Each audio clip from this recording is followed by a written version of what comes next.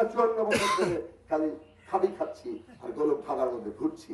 এই ভোটের উপরে আস্থা আনতে হবে। কাজে ভোট চুরির কোন রকম তৎপরতা কেউ যদি করে, কোন রকম গোপনে, তারপরে নানা কলা কৌশল করে নিজেদের লোক ঢুকিয়ে প্রিজাইডিং অফিসার কিংবা নিজেদের মতো করে নানান রকম কায়দা কানুন করে তারা যদি আজকে ভোটে কোনোভাবে প্রভাব বিস্তার করতে চায়, জনতার প্রতিরোধ দিয়ে এগুলো আমরা ঠেকিয়ে দেব। সে কারণে সকালবেলা ভোট কেন্দ্রে চলে যাবেন, আপনার ভোট আপনি দিবেন, সারাদিন ভোট কেন্দ্র পাহারা দিবেন, ভোট গণনা হবে, ফলাফল নিয়ে বাড়িতে ফিরবেন, সেই আশা রেখে আপনাদেরকে আবারও সালাম জানাই।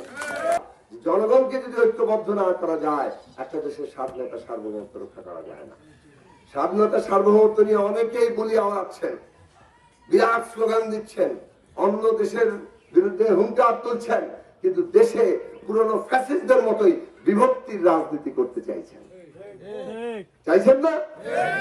কথাবার্তা শুনবেন, যারা প্রতিদ্বন্দ্বীরা আছে, দলগুলো আছে, তাদের কথাবার্তায় মনে হচ্ছে দেশ আবার বিভক্তির দিকে যাবে, আমরা এক ফ্যাসিবাদের কবল থেকে আরেকটা দিকে যাব।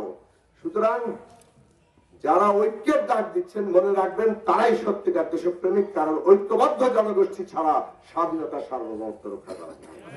বেগম খালেদা জিয়া সেই রাজনৈতিক প্রজ্ঞা দেখিয়ে দিক নির্দেশনা দিয়ে গেছেন, আর সেই কারণে তার কফিনের মিশনে কোটি মানুষ যার অধিকার আর সম্মান কেড়ে নিতে চেয়েছিল, তার অধিকার আর সম্মান জনগণ তাকে দিয়ে দিয়েছে, আর যারা কেড়ে নিতে চেয়েছে তাদের পরিণতিও জনগণ ঠিক করে দিয়েছে। কাজেই এইটা মনে রাখবেন যে আজকের বাংলাদেশ আমাদের যদি সত্যিকার অর্থে আমরা যদি রক্তের ঋণ সামান্য পরিশোধ করতে চাই, তাহলে আমাদেরকে এই সুযোগটা কাজে লাগাতে হবে এবং বাংলাদেশকে ওই মুক্তিযুদ্ধের আকাঙ্ক্ষা থেকে এর পর্যন্ত যত লড়াই, সমস্ত লড়াইয়ের আকাঙ্ক্ষা অনুযায়ী আমাদের গড়ে তুলতে হবে। আর শেষ কথা বলি, আমাদের নামে অনেক গীবত টিবত আছে, এসব গীবতে কান দিন না, গীবত করা ভালো কাজ না। তবে একটা বিষয় আমাদের খেয়াল রাখা দরকার, যে টাকার খেলা চলছে। এখন আমার তো ভাই টাকা পয়সা নাই, আমি তো টাকা পয়সা আয়ের দিকে মনোযোগ দিয়ে আমি ইন্টারমিডিয়েট পাস করে পর থেকে একটা প্রত্যক্ষ রাজনীতি করি। তার আগেও কিছুদিন রাজনৈতিক মিছিল মিটিং এ গিয়েছি, এখন পর্যন্ত একজন রাজনীতিকই করবে। তো আমি তো টাকার খেলায় নামতে পারবো না, কিন্তু আমি বিশ্বাস রাখি বাঞ্ছারামপুরবাসী টাকার খেলায় তাদের সম্মান বিক্রি করে। এবং বাঞ্ছারামপুরে ঐতিহ্য আছে, টাকার খেলা দিয়ে কেউ নির্বাচন জয়লাভ করতে পারে না, এবং সেই ঐতিহ্য আপনারা রক্ষা করবেন। আর আরেকটা বিষয় খুব গুরুত্ব হচ্ছে, পুরো দেশকে বদলানো এই সুযোগটা আমাদের তরুণরা করে দিয়েছে। শিশু, নারী, বৃদ্ধ, বাঙালি, চাকমা, হিন্দু, মুসলমান সবাই কিন্তু প্রাণ দিয়েছে। তার মানে এই যে আজকের অবস্থাটা তৈরি হচ্ছে, এটা কোনো একক গোষ্ঠীর না, বাংলাদেশের প্রত্যেকটি মানুষের, প্রত্যেকটি গোষ্ঠীর, জনগোষ্ঠীর অবদান এখানে আছে। এবং এই যে সুযোগটা তৈরি হয়েছে, এই সুযোগটা আমাদের কাজে লাগানো দরকার। সবার আগে বাংলাদেশ, এই স্লোগান সামনে রেখে আমরা কি বাংলাদেশটা তৈরি করব?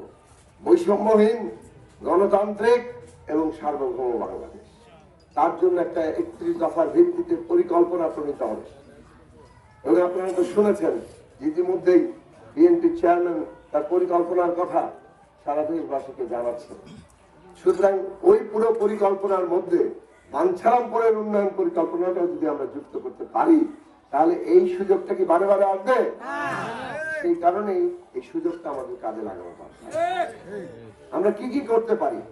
এই যে আপনারা উজান চর পর্যন্ত চিন্তা করেন, মরিচা থেকে উজান চর পর্যন্ত এই যে বিরাট মেঘনা তীর, যদি মেঘনা ব্রিজ হয় আর এই তীরে বেরিবাদ আমরা করতে পারি, মেরিন রোডের মতো রাস্তা করতে পারি, তাহলে আমাদের ফসলের যেমন উন্নতি হবে, অনেক জায়গায় এক ফসলি হয়ে আছে, সেখানে 3 ফসলি হতে পারে। আর এইখানে মানে যাতায়াত ব্যবস্থার একটা অভূতপূর্ব পরিবর্তন করে যায়। ওই ব্রিজ থেকে রাস্তা বাঞ্ছারামপুরের নবীনগরের সাথে মিলে ব্রাহ্মণবাড়ি, যে কারণে আবারও বিএনপি চেয়ারম্যান তারেক রহমান সাহেবের নাম উচ্চারণ করি। উনি ইতিমধ্যে ঘোষণা দিয়েছেন, তার মানে তথ্য আছে, বিভিন্ন জায়গায় ইলেকশন ইঞ্জিনিয়ারিং এর ধান্দা চলছে। আপনারা সতর্কভাবে পাহারা দিবেন। আমরা জনগণের সমর্থন নিয়ে মানুষের ভোটে নির্বাচিত হয়ে সংসদে যেতে চাই। ভোট গণতন্ত্রের জন্য খুবই গুরুত্বপূর্ণ।